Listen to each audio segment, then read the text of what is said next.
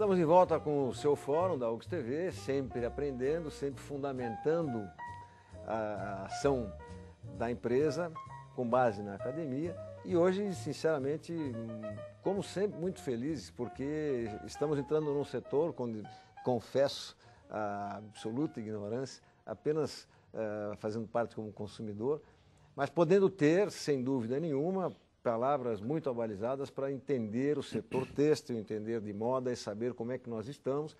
E ainda podendo entrar nessa segunda parte do programa com um tema que emergiu naturalmente da conversa do André Robb e do Julián Posada, que vieram nos trazer a sua contribuição ao Seminário de Moda e Estilo, lá da Cidade das Artes, no Campus 8. E tem algo que é muito importante nós consolidarmos agora, se vocês nos permitem. Nós vimos o seguinte: então, o Brasil estaria talvez no circuito já com o quinto, mas ficou muito claro que quando o André colocou, é uma expressão muito forte e importante para a gente entender a diferença da falta da base cultural, no mínimo da idade, porque queira ou não queira, nós todos amadurecemos até o fim. Dizer assim, André, aquela sua observação, desde a costureira até o presidente, o setor da moda ainda carece muito de qualificação. Se nós pegarmos isso como uma menção isolada, mas colocarmos para dentro do setor, nós entendemos que o setor da moda lá na Europa, por exemplo, com toda aquela bagagem, com todos os anos que eles têm, com os nomes que eles já desenvolveram, não só na França, na Itália, na Inglaterra e também nos Estados Unidos, não, aí vou dizer, bom, a idade não seria tanta diferença, mas acontece que é o potencial. E isso nós também colocamos aqui na nossa conversa de intervalo, queira ou não queira, se soma um potencial muito importante de valor de PIB, de capacidade de consumo, de poder de consumo. Então, André, vamos entrar um pouco, eu gostaria de aprofundar isso, lhe peço, André, depois Julián, vamos aprofundar, para que nós tenhamos o caminho, ou seja, porque nós podemos ver um desenho desse caminho, tá certo, André? Então, como é que ficaria?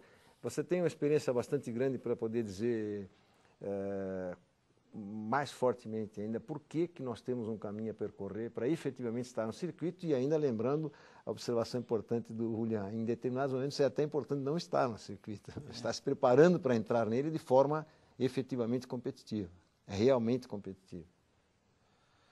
Bom, eu vejo que um dos fatos que a gente precisa ver, precisa estudar com um pouco mais de profundidade, e que eu acho que não pode nem ser tema dessa conversa, porque ele é muito extenso, é a questão da própria formação escolar e universitária. Então, a gente tem talvez uma falta na maioria das escolas brasileiras, não só de moda e tudo isso, mas talvez uma falta, não sei nem se é das escolas, mas até do próprio aluno, de ter aquele compromisso muito forte com a escola e fazer aquilo, colocar... meus filhos estudam numa escola onde a direção repete muito para eles: sua profissão é estudante. Então, como estudante, você tem que ser um bom profissional. Mas é uma questão à parte, mas realmente essa cultura, se a gente não consegue pela idade, a gente consegue pelo aprofundamento nos estudos, não vejo outra forma. Outra questão é que o nosso mercado consumidor ele realmente não é muito grande ainda. Então, quando você vai ver, por exemplo, a Zara, quando ela foi se expandir para fora da Espanha, ela viu que na Espanha quase 90% da população poderia consumir produtos da Zara. No México são 15%, no Brasil são 10%. Então, a base de mercado ela é pequena e ela muitas vezes não te permite, então, produzir em escala e dessa vez se desenvolver. Então, o estilista ele fica confinado, às vezes, na pequena produção. A pequena produção leva um preço alto, nem sempre com qualidade técnica no produto. Muitas vezes isso aqui acaba atrapalhando. Não tem mercado, não consegue crescer. Então, são vários fatores que precisam ser desenvolvidos para que realmente a indústria como todo consiga crescer. Nessa altura nós chegamos àquele ponto que agora tenho que pegar o que o Julián colocou. Primeiro, então, nós temos duas bases. Primeiro, a base cultural, vamos dizer, a base educacional.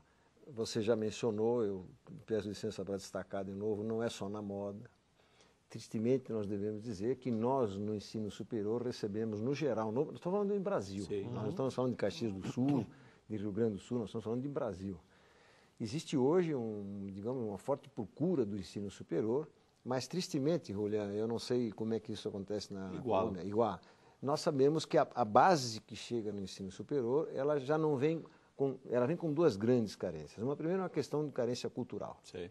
Nós não fomos, na maioria da população, acostumados a estudar, profissão estudantes, a estudar, a aprofundar a cultura, Sim. a realmente dar valor às nossas origens, a saber quem somos, de onde nós viemos, por que estamos aqui. E isto é uma base indispensável.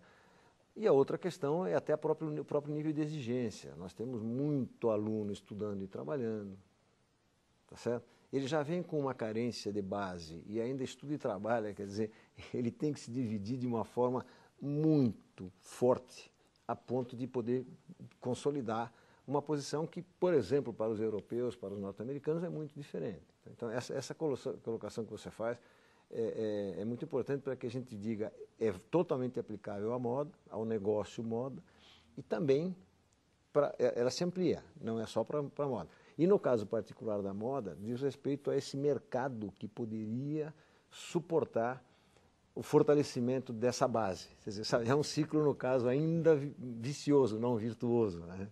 E aí, Julián, você fez aquela observação de que estar nesse circuito, quando se fala em Europa, quando se fala em Estados Unidos, nós temos uma base não só de mercado de consumo, como uma base tecnológica, e aí nós estamos nos remetendo à indústria e às pessoas que compõem essa indústria. Sim. Só que aqui no Brasil você fez uma observação muito importante. Nós quisermos falar de moda, nós temos muito pouca. Pero diría que es la realidad de América Latina.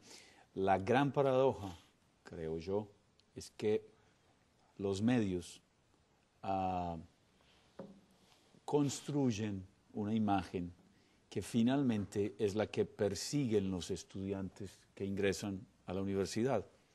Entonces, paradójicamente, además, los estudiantes que ingresan buscando el lado fashion, porque piensan que la moda no tiene matemáticas, en muchos casos, por lo menos en Colombia, que es una profesión donde puedes aparecer en televisión, te haces famoso, te conviertes en una celebridad, cuando realmente las matemáticas son fundamentales, la cultura, sí.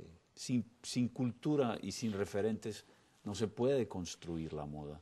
Entonces, yo agregaría que, claro que es pequeño la base, pero es que es pequeña la historia también, ¿no? Es reciente la historia también, es reciente la historia de América Latina. Y si miramos, creo que después de Brasil, quizá los diseñadores más interesantes están en Colombia.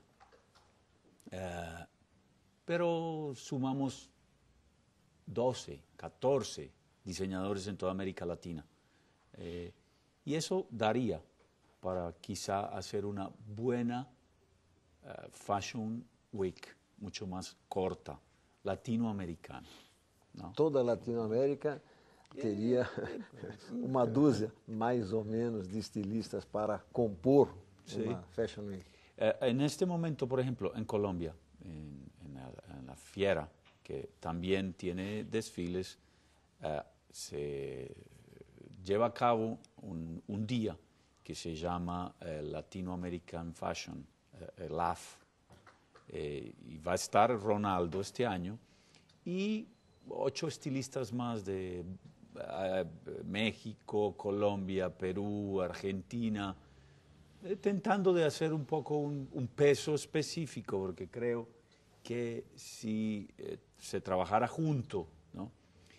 El Brasil es mucho más fuerte comunicando que el resto de América Latina. La presencia es mucho más fuerte. Quizá si el Brasil se convirtiese en el lugar desde el cual se potencia el fenómeno del diseño latinoamericano hacia el resto del mundo, podría ser una vía para que tuviésemos más peso y nos insertásemos no solo como Brasil, quizá como América Latina entera.